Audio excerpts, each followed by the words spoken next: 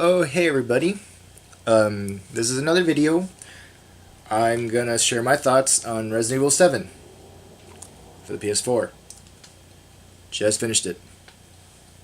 It is amazing. The first person view is awesome.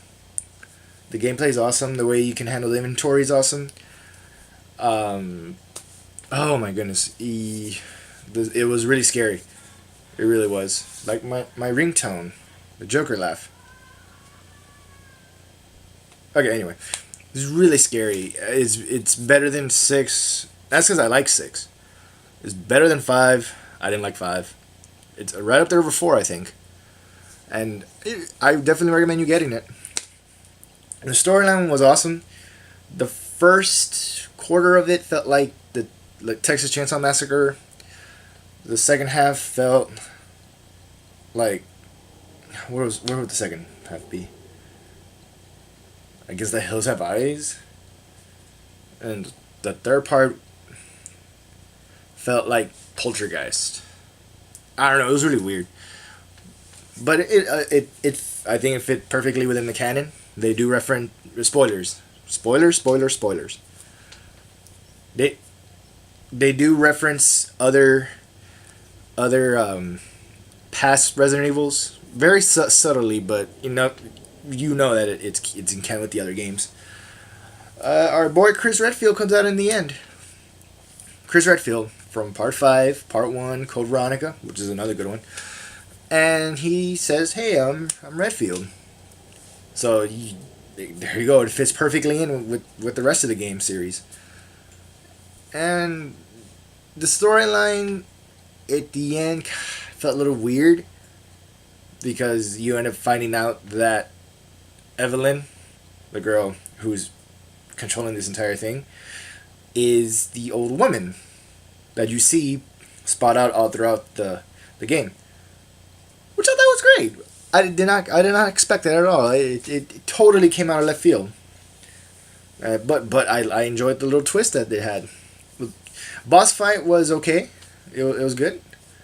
I think my favorite part would definitely have to be definitely the first half. If I could find any criticisms, minor ones, albeit, but still criticisms, because the second part did feel a little more actiony than the first part, which was total horror influenced, but it generally all worked well.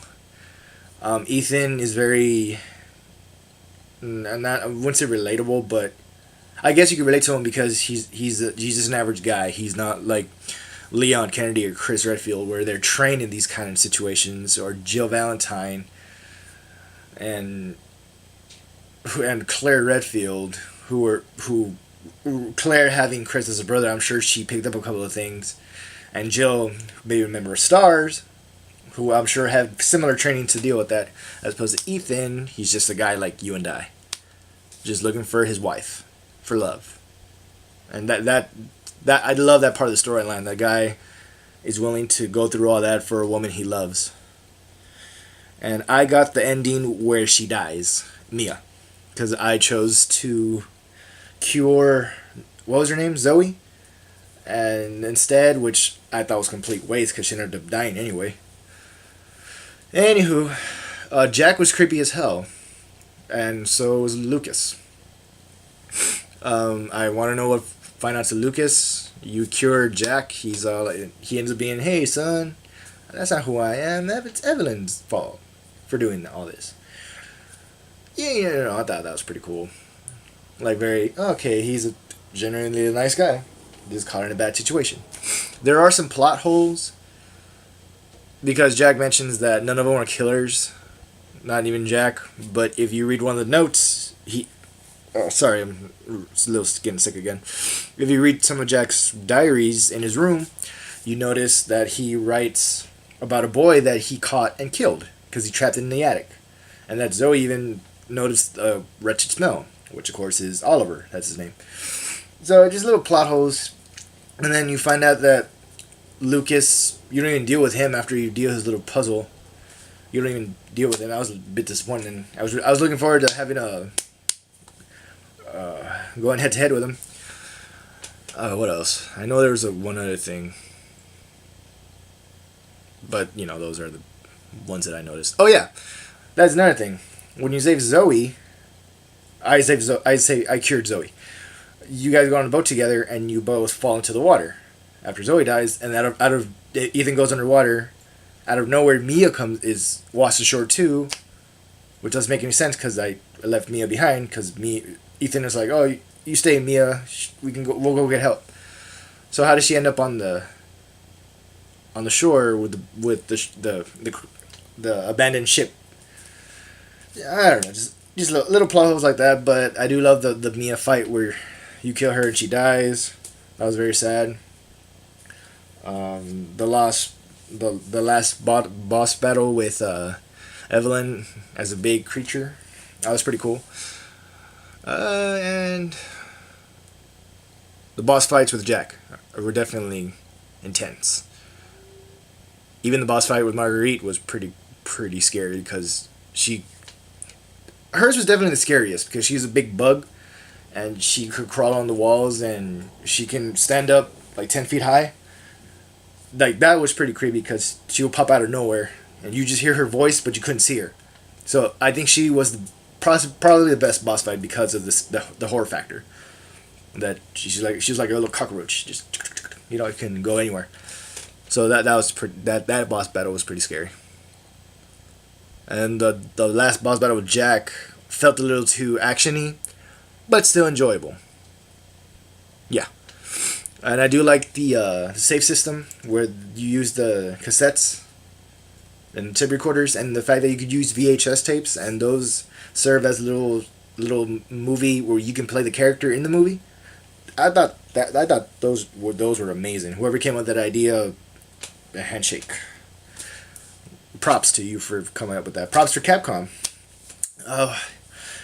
It's a great game. If I had to give it if I can give it a score at 10 being the highest, 1 being the lowest, I would say like a 8.59 is just amazing. I loved it. I can't wait to play the DLC. Excuse me. I'm actually going to plan to get the DLC soon.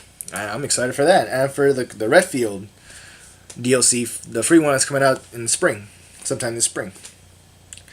I'm excited for all that. I can't wait to play more of the Resident Evil 7. I might play it again just because I had fun with the atmosphere, the storyline. I love playing as Ethan. The fact that you just see his hands go like... And it was fun. It was fun. Some of the puzzles were pretty easy, but I never liked the puzzles. The puzzles always pissed me off, honestly. So the puzzles were fine, just being simple.